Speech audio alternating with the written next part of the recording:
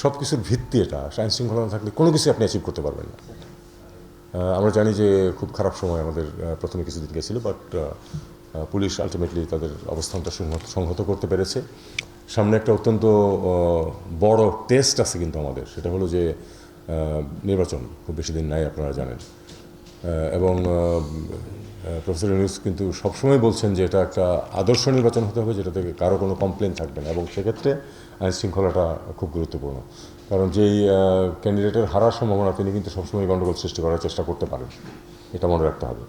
সেটা মনে রেখেই আমি আশা করি যে যথেষ্ট ব্যবস্থা নেওয়া হবে। এ নিয়ে তো চিফ ইলেকশন কমিশনারও মিটিং করছেন, এবং স্ট্র্যাটেজি নির্ধারণ হচ্ছে। হোম মিনিস্ট্রির যে অ্যাডভাইজার আছেন আমার বন্ধু, উনিও পরিকল্পনা করছেন। আমি আশা করি যে আমরা সবাই আশা করি যে একটা সুষ্ঠু নির্বাচনের মাধ্যমে নতুন সরকার গঠিত হবে, এবং আমরা আমাদের দায়িত্ব তাদেরকে বুঝিয়ে দিয়ে চলে যেতে পারবো।